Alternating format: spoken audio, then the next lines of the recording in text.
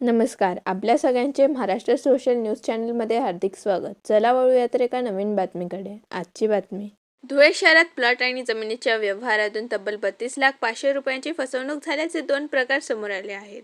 बनावट कागदपत्रे, डबल खरेदी खत आणि मयत व्यक्तीला जिवंत दाखवून जमीन व्यवहार केल्याचा आरोप आहे. यापैकी एका प्रकरणात हबीबुर रहमान अन्सारी यांची 6,50,000 रुपयांची फसवणूक झाल्याचा आरोप असून या प्रकरणी 5 जणांवर गुन्हा दाखल करण्यात आला आहे. तर दुसऱ्या प्रकरणात 25,500,000 रुपयांच्या फसवणुकीप्रकरणी न्यायालयात खटला सुरू आहे. भूमाफियांवर कठोर कारवाईची मागणी करण्यात आली आहे. और हम चाहते हैं कि कानून के जरिए हमें इंसाफ मिले। मेरा ये प्रकरण सर्वे नंबर 449 और प्लाट नंबर 38, इसके मालिक नईम अख्तर मोहम्मद और शराफत अली सैयद, इन्होंने मेरे को ओरिजिनल खरीदी खत बताए और कहा कि ये अनुसार पार्टी में प्लाट है, हमको बेचना है। मैंने खरीदी खत देखा, जगह देखा, प्लॉट देखा, नक्शा देखा और हमारा ये सौदा 20 लाख में डन।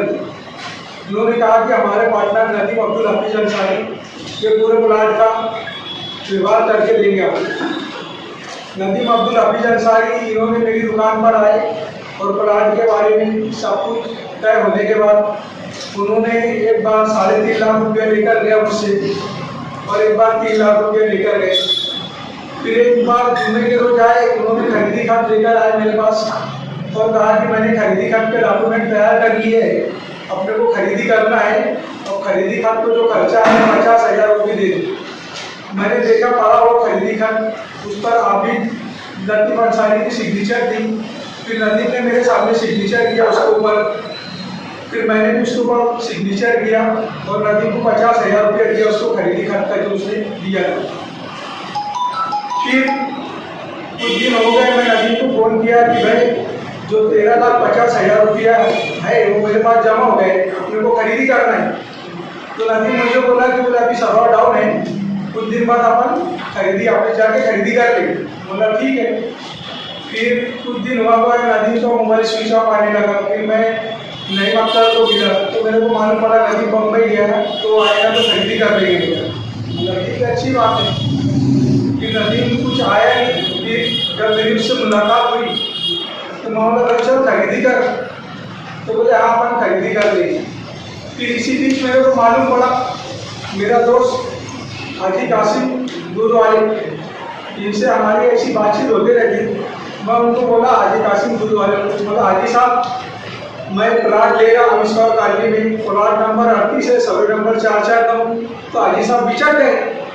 बोले क्या बात कर रहा हूँ? मतलब क्यों तक ही बिचक गए? अरे बोले ये प्लाट मेरे को नदीम बेच रहा बोले 36 लाख में, मैंने उसको 20,50,000 रुपया दे चुका और 15,50,000 रुपया देना है। बोला क्या बात कर रहे? फिर उन्होंने मेरे को डॉक्यूमेंट्स बताए, उसमें देखा मैं पढ़ा तो उसमें नदीम ने ऐसा लिखा है कि ये मेरी मालकी का खरीदी प्लॉट है और मैं हाजी साहब को बेच रहा हूँ। बोला हाजी साहब ये नदीम का नहीं है खरीदी का, ना नदीम का प्लॉट है ना उसके नाम पर है, ये तो नईम अख्तर और मोहम्मद और शराफत अली सैयद इनके नाम पे है। अरे बोले ये प्लॉट इन्होंने मेरे वो शराफत अली सैयद ने मेरे लड़के को 10 लाख में बेचा है, मुझे उसकी भी खरीदी खत पड़ा तो मेरे को तो दिन में तारे नजर आए। मैं बोला ये क्या हो रहा है, एक ही प्लाट 2 लोगों को बेच डाले इन्होंने। फिर मैं कुछ दिनों बाद नदीम को पकड़ा, मतलब कह रहा भाई ये सब क्या चल रहा है?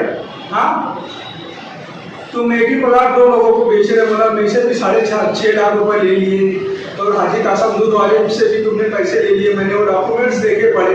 हाँ ये बात है समझो 2019 की 9वें महीने की।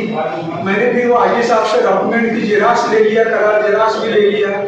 फिर हाजी साहब और हम उसके घर पे जाते थे, बोलते थे भाई हमारे पैसे दे दे, हमको कोई प्लाट व्लाट नहीं होना। तो बोलता ठीक है, बोले हम तेरे को दे दे। फिर उसने हमको समझो एक 3 लाख का चेक दिया ICICI बैंक का और एक 6 लाख का अपना 3.5 लाख का चेक दिया बैंक ऑफ महाराष्ट्र का, जो हमने बैंक में डाले तो फंड सफिशिएंट होके वो भी वापस आ गए। फिर वो बम्बई भाग गया।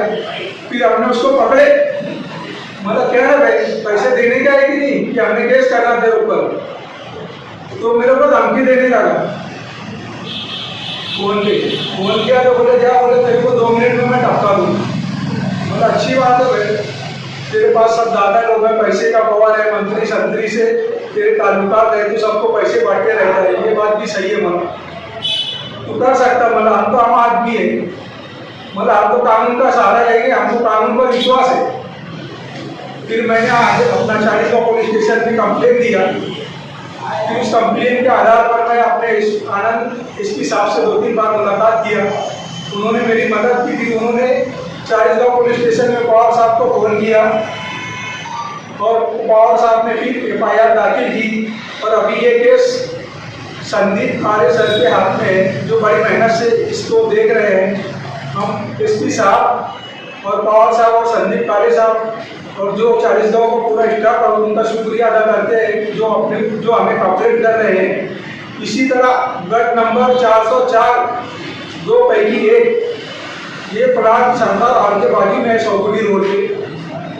इस प्लाट का मालिक रियाज अहमद और यासिन सिराज अहमद है। इन्होंने ये प्लाट उत्तम जमरू माली से खरीदा था 2019 में। और मेरे को बाबा काशवाड़ी की दुकान पे नेशनल हाईवे उसकी पूरी प्लाट की फाइल बताई इन्होंने। मैंने देखा, ये लोग मेरे को जगह भी लेके गए, बताए राबिन मुश्ताक। फिर हमने ये प्लाट का सौदा किया और राजू पवार को लिखने के लिए दिया। राजू पवार वेंडर है ये।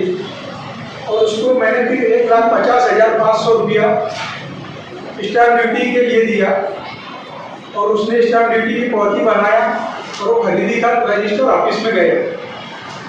जब रजिस्टर ऑफिस में गया तो साहब बोले इसका फ्रेश उतारा लेके आ जाओ 7/12 का।